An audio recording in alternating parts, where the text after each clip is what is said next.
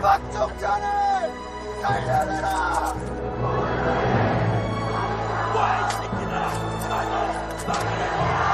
살려내라!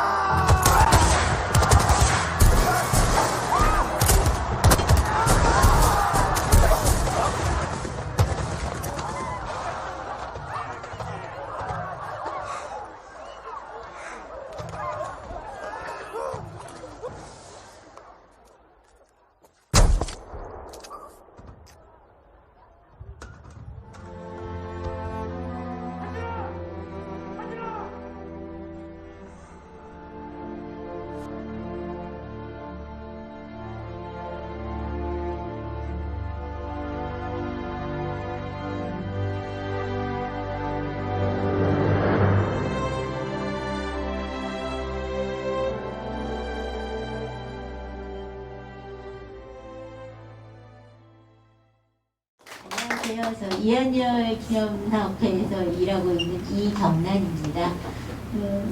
뭐 교수님이 많이 설명해 주셨는데요. 저는 이제 한열이가 연세대학교 86학번이고 저는 85학번이에요. 그래서 1년 선배인데 생전에는 한열이랑 아무 인연이 없어요.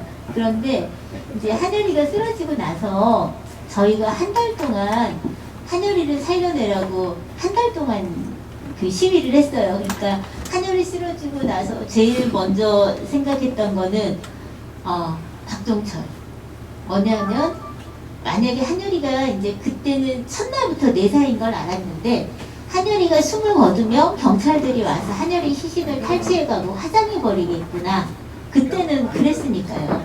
하여간 그래서 우리는 한열이를 살려내라라고 한 달 동안 외치다 보니까 생전에 내가 얘를 본 적이 없는데 굉장히 잘하는 사람 같은 거예요, 느낌이. 그리고 한 달 동안 그렇게 불렀기 때문에 이제는 한열이를 그냥 한열이라고 부르지 이한열 열사 이렇게 못 부르겠는 거예요. 그래서 이제 제가 처음에 일을 하기 시작할 때 한열이 이랬더니 이제 연세가 좀 있으신 저보다 한 세대 윗 어른들이 아니 고인을 왜 그렇게 함부로 부르냐고 굉장히 불편해 하시더라고요. 그런데 저는 그래서 이한열 열사하고 한열이의 차이가 뭘까? 이한열 열사 그러면은 교과서 속에 나오는 역사 속에 등장하는 그 화석화된 인물 같은 느낌인데 한열이라고 하는 순간 얘가 정말 내 옆에 살았던 애구나, 내 선배고 내 후배고 내 친구였던 애구나, 이런 느낌이 더 살아있는 것 같아서 그냥 저는 제가 입에 한열이가 익어가지고 열사라고는 못 부르겠어요. 그냥 저는 한열이라고 할게요. 그러면 지금까지 그렇게 불러요. 그 한열이가 자기가 학생운동을 하게 된 거는 바로 이것 때문입니다.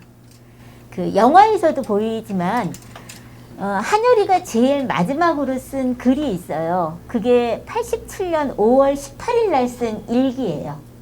87년 5월 18일 날 쓴 일기에 보면은 자기가 사회의 외곽지대에서 아무것도 모르고 살았던 나 자신이 부끄럽다라고 쓰고 있어요.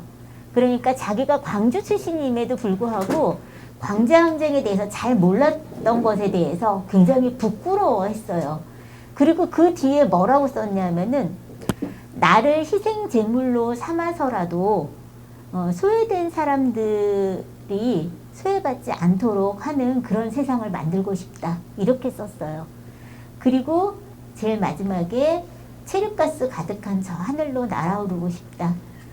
그래서 한여리가 자기 고민의 출발은 광주였어요.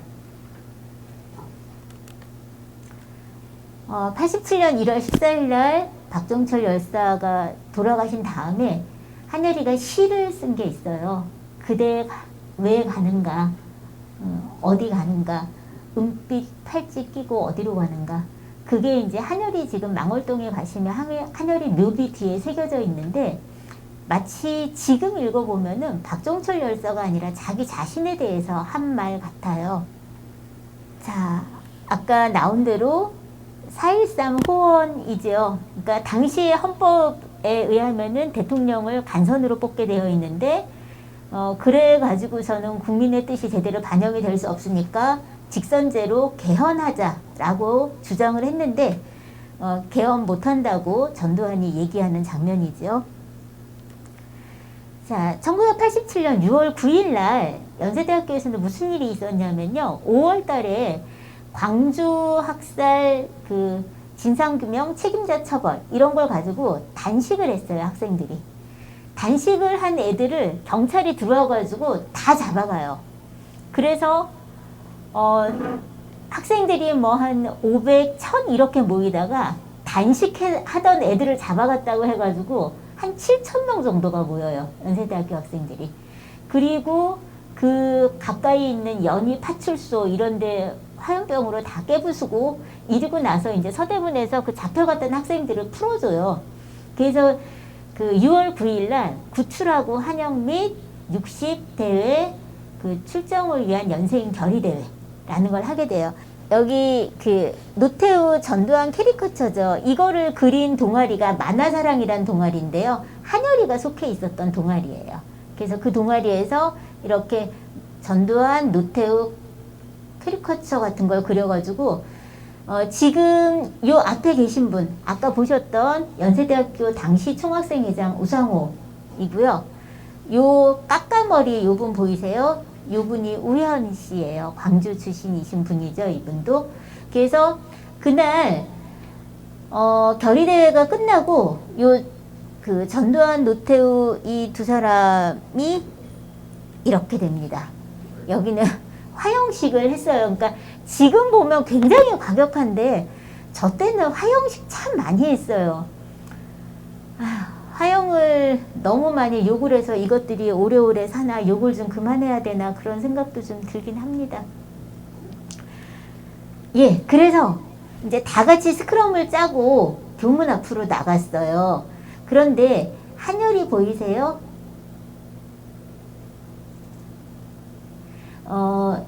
이제 저 때는 집회를 하면 왜 본대를 사수하기 위한 사수대가 있잖아요. 근데 사수대가 학교마다 이름이 다르죠. 전남대는 5월대고 조선대는 녹두대고 연대는 다른 데 뭐 중대는 의혈대고 근데 저희가 소크라고 그랬어요. 그래가지고 연대 저것들은 이름까지 빠다 발라가지고 붙인다고 저희가 욕 얻어 먹었는데 어쨌든 저희는 그 소크가 그 북미의 소대인데 그 적들이 이제 쳐들어오면 맹수 같은 게 공격을 하면 송아지하고 암소를 가운데 놓고 숫소들이 뿔을 바깥으로 해서 이렇게 띵그렇게 둘러싸서 보호를 한대요. 그래서 사수대를 연대는 소크라고 했는데 소크는 주로 2학년 남학생이서요.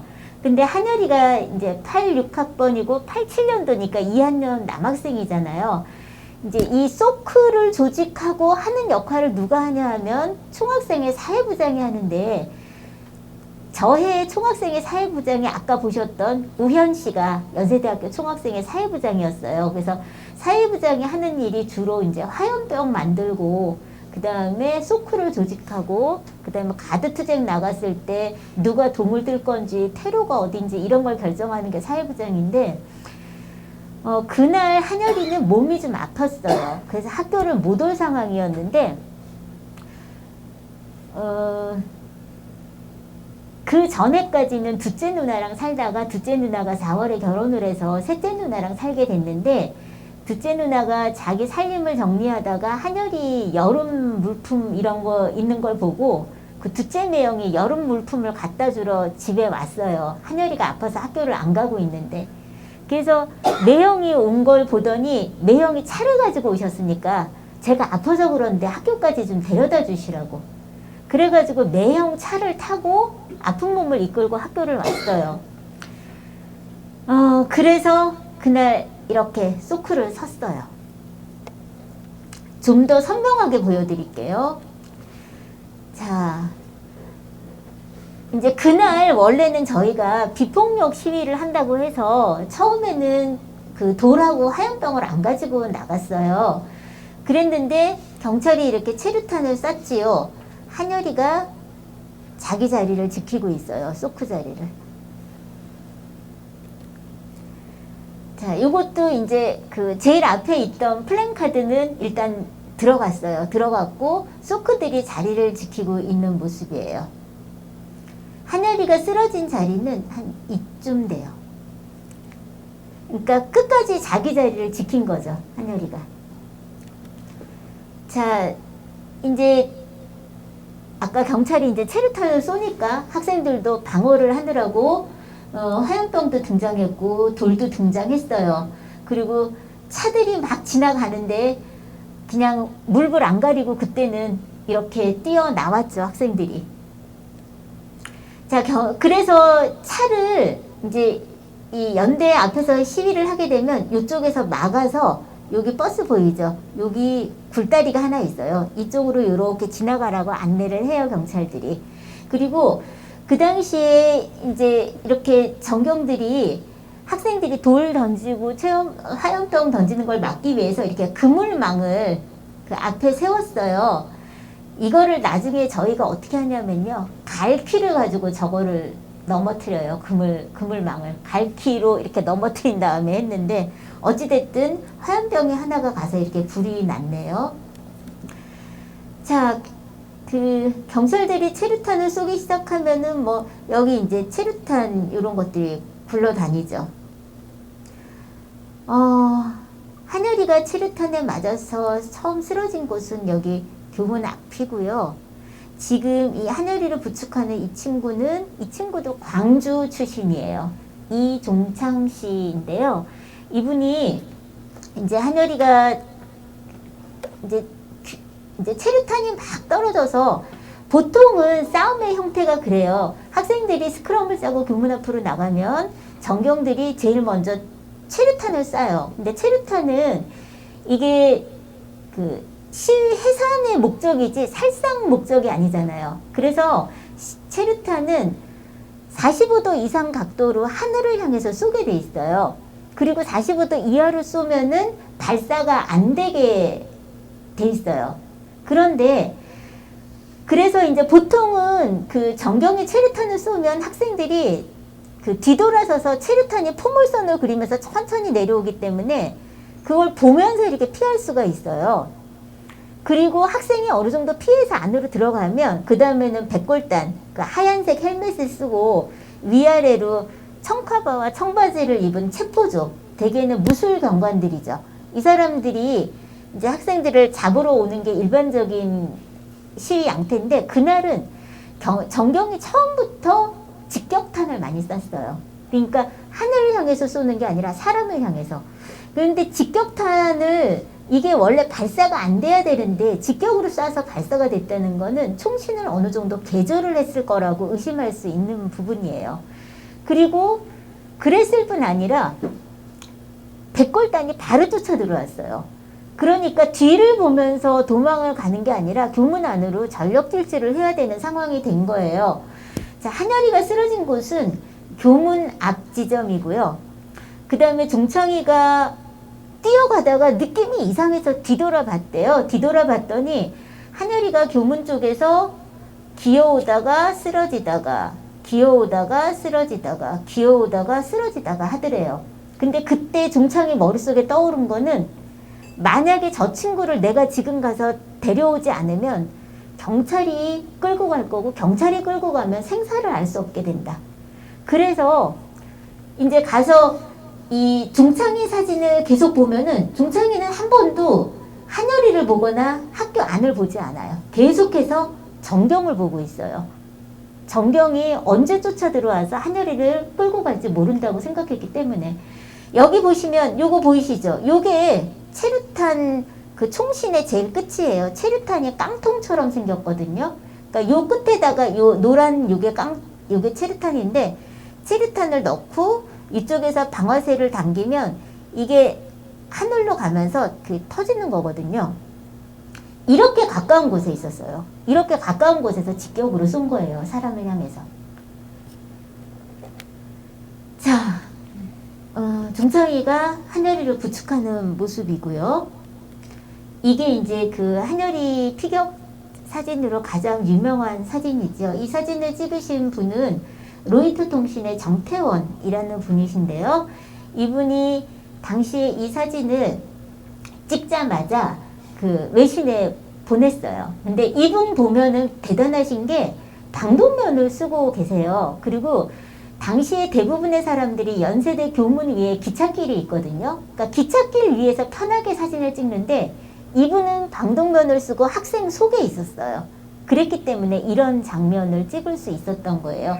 이 사진이 다음날 그 영국의 BBC, 미국의 뉴욕타임즈 이런 데 다 실려요. 근데 우리나라만 10일 날 안 실려요. 왜냐하면 보도 지침 때문에. 그러다가 11일 날 실리는데 이제 어떻게 실리게 되냐면 중앙일보 이창선이라는 사진 기자가 이 정태원 선생님을 찾아와서 사진 달라고 하더래요. 그래서 정태원 선생님이 니네 회사 문 닫을 일 있냐 그랬더니 그 이창선이라는 분이 장기 휴가 쓰고 잠적하면 된다. 그래서 보도지침 한번 그 검열을 받은 다음에 그 사진을 넣고 실제로 장기 휴가 쓰고 잠적해요. 그러니까 그 당시에는 누가 이 사진을 찍었는지 알려주면 안 되고, 그 다음에 사진을 줬다고 말해도 안 되기 때문에, 그리고 나서 이제 11일 날 중앙일보에 실리거든요, 이 사진이. 그리고 나서 모든 신문사에서 사진을 달라고 하더래요. 근데 정태원 선생님이 내가 사진을 주면 안 되잖아요. 그래서 어떻게 하시냐면은 당신이 인화소에 가가지고 사진을 이렇게 한 요 정도? 요만큼을 그 현상을 했대요. 현상을 해서 그 기자들한테 뭐라고 얘기를 했냐면, 내가 사진을 줄 수는 없고 내 사무실에 와서 뒤져봐라. 그럼 혹시 사진이 있을지도 모른다. 그래서 자기 책상 위에 사진 이만큼을 올려놓고 자기는 뒤돌아 앉아서 하루 종일 바둑을 뒀대요. 근데 저녁 때가 돼서 일어나서 보니까 사진이 한 장도 안 남아있더래요. 그러니까 그렇게 해서 이 사진이 이제 전파되기 시작한 거예요. 자, 이 사진은 지금 한여리를 종창이가 부축하고 있고 정태원 선생님이 사진을 찍고 있는 장면이에요. 그리고 하늘에 또 다른 체류탄이 떠 있죠. 요거는 네이슨 벤이라는 이 그 내셔널 지오그래픽의 기자가 찍은 사진이에요. 자, 그래서 한여리를 병원으로 옮기고 있습니다. 그날 결국에는 학교 안까지 이렇게 그 경찰들이 들어왔어요. 자, 그랬는데 그날 우리는 바로 박정철을 떠올렸다고 했잖아요. 한여리가 숨을 거두면 언제든지 경찰이 와서 한여리 시신을 탈취할 거니까. 그래서 저희들이 한여리 병실, 뭐 그 다음에 그 병원, 그 다음에 학교로 들어가는 모든 문, 그 다음에 서로 소리쳐서 부를 만한 거리에 7, 8명씩 줄을 짜서 한여리 병상을 지켰어요. 네, 한여리가 만약에 목숨을 잃는다면 한여리의 육신까지 우리가 뺏길 수는 없었어요. 자, 요 걸개 그리면 요거는 어떻게 된 거냐면은 이 걸개 그림을 그린 작가는 최병수라는 분이에요. 이분은 5월 달에 연세대학교 그러니까 만화사랑이란 동아리하고 그 연세 100년사라는 걸개 그림을 그리면서 한여리랑 인연이 있던 분이에요. 근데 6월 11일 날 그 중앙일보의 한여리 사진을 보고, 신문이라는 거는 그걸 본 사람만 보지 없어지면은 못 보잖아요. 그래서 이분이 그 연세대학교에 오셔가지고 저거를 판화로 만들어서 학생들이 가슴에 달고 다니자. 그래서 판화를 만들어서 가슴에 달고 다녔어요. 12일, 그러니까 11일 밤에 목각을 파가지고 12일부터 달고 다녔는데, 당시에는 플랜카드를 외부에서 인쇄해서 학교로 가지고 들어오다 걸리면 안 되니까 학교에서 많이 썼어요, 플랜카드를. 그래서 플랜카드 만들려고 그 학교에 천이 많았거든요. 그래서 그 천에 찍어서 학생들이 달고 다녔는데, 이제 그러다 보니까 또 연세대학교 학생들만 달고 다니니까 그냥 아무나 이 사실을 알게 하자. 그러려면 저걸 크게 그려서 붙여놓자. 그래서 이제 이게 가로 세로가 10m, 7m거든요. 요거를 이제 학생회관 2층에 천을 쫙 깔아놓고 저걸 이제 그렸는데, 저 작가한테 그랬어요. 형, 도대체 이거를 어떻게 이렇게 큰 그림을 그릴 생각을 했어? 그랬더니 그 형이, 그 최병수 작가가 그 학력이 중학교 중퇴예요. 그러니까 미술을 제대로 배운 분이 아니고 노가다를 하신 분인데, 노가다 중에서 목수를 하신 분이에요. 그래서 그분이 친구 중에 민미협, 그 민족미술협의회 거기 계신 분이 있어서 거기 가서 같이 자다가 잡혀가요. 민미협에서 그린 벽화 때문에.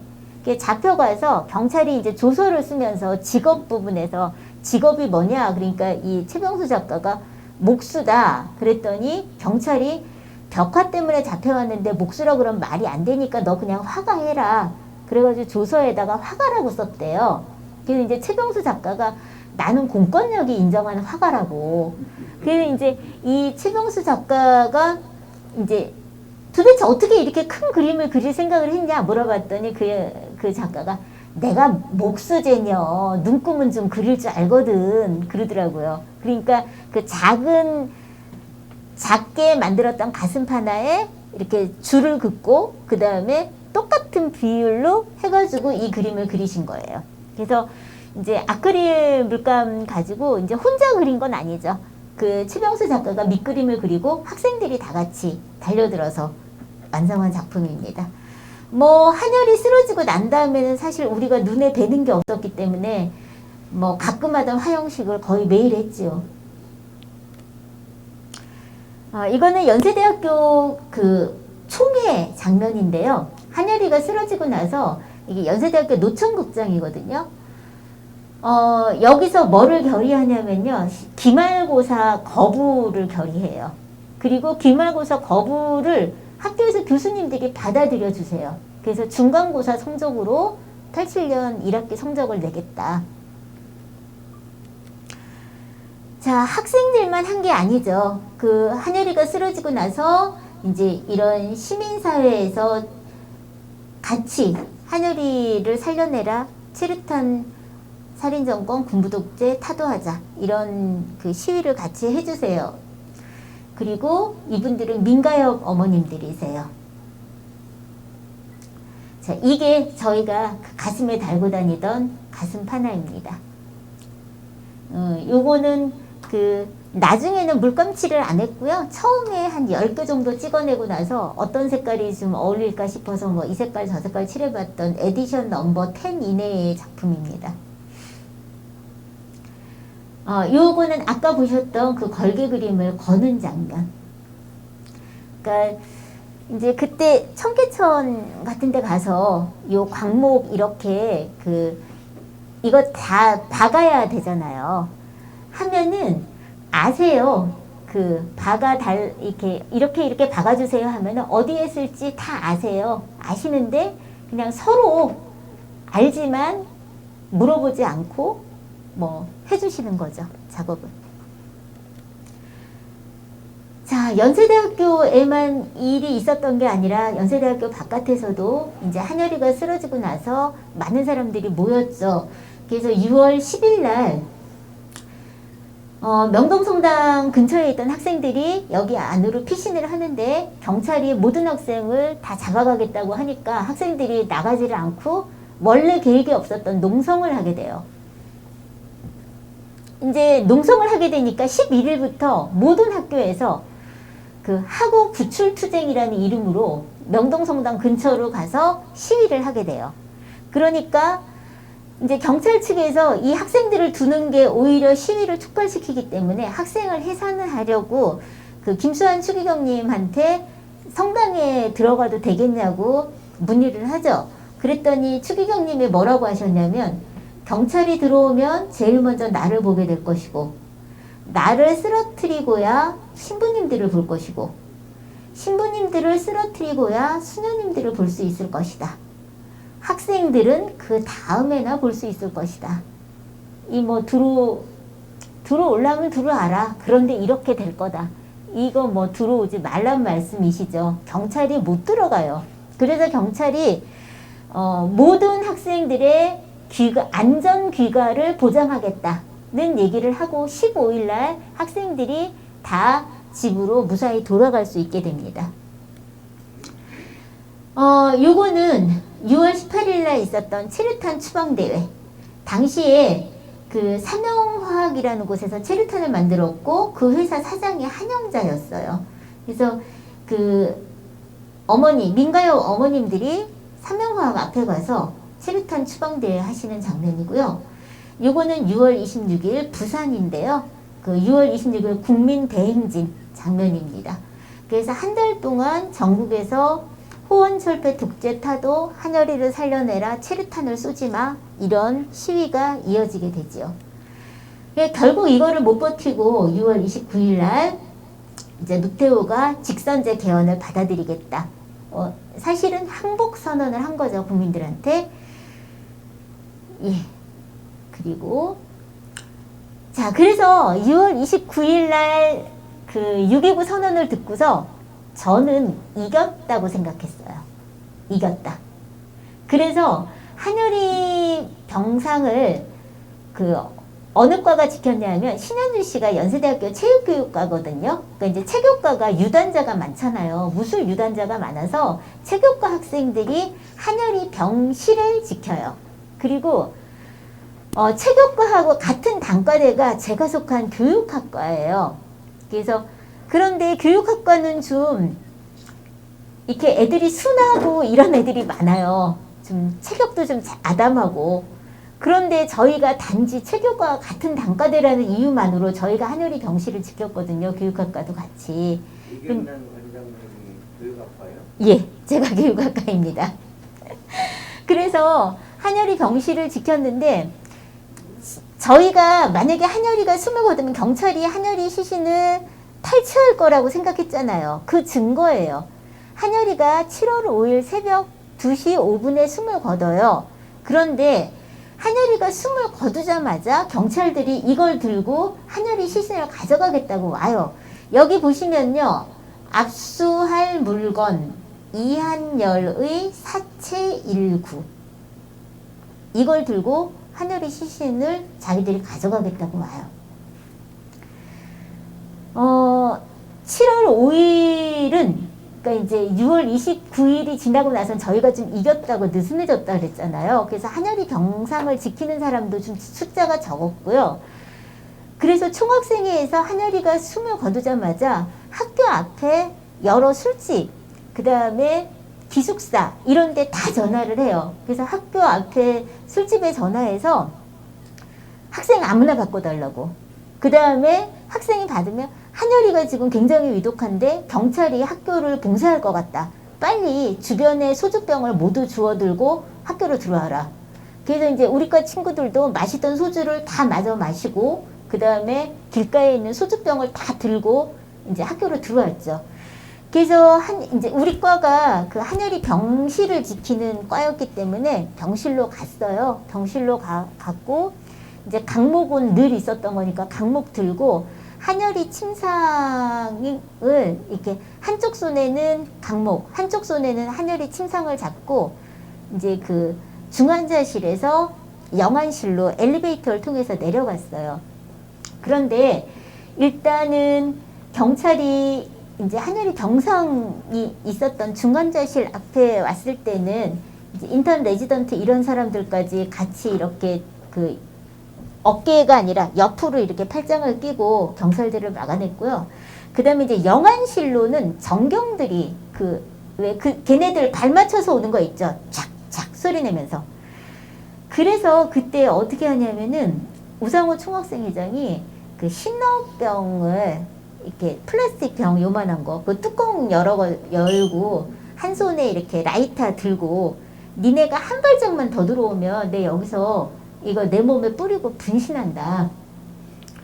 근데 이제 그때 그 현장에 있었던 그 이제 저희과 친구들이 그 한여리 병상을 데리고 내려갔기 때문에 그 현장에 같이 있었는데 기억이 다 조금씩 달라요. 그 현장을 기억하는 기억이.